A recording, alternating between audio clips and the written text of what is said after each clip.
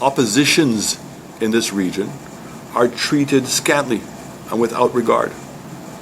Why can't a head of government come to St. Lucia and also see the leader of the opposition? Why does he feel he has a need to come and take political sides? Why is it we're only inviting political leaders to come and speak to the country that share the same ideology? Former St. Lucia Prime Minister Allen Chastanet, in a bid to amplify the voices of the region's opposition, has formulated a plan for the creation of a regional group of opposition leaders. When we allow our voices to be marginalized, it's not my voice that's being marginalized, it's the voices that we represent in opposition. That is whose voices we are marginalizing.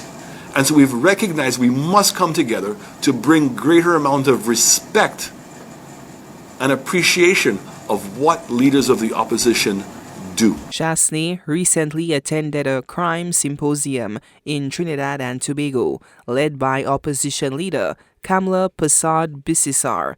Following the event, he faced criticism from Trinidad and Tobago's Prime Minister Keith Rowley, who referred to him disparagingly as Tropical Trump.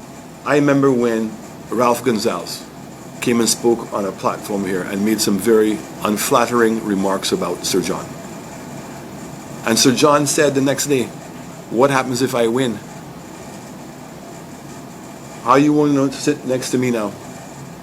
How are we going to get on as political leaders?"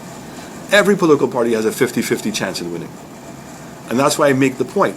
A leader of the opposition is constitutionally part of government. Chastanet states that the alliance of opposition leaders won't be based on ideological unification, but rather on their shared role as opposition leaders. He says he is encouraged by the support the idea has already received. And so I was very encouraged as to how quickly the former Prime Minister appreciated it and strengthened the idea. And we're going to be having our 60th anniversary here in St. Lucia, and several leaders of the opposition have been invited. And I'm hoping that we'll be able to formally launch this group and to write to CDB. Why is it that we don't get access to training? Why is it we're not being given regular reports as leaders of the opposition? Okay? The same thing applies to all of our regional institutions and to our national institutions.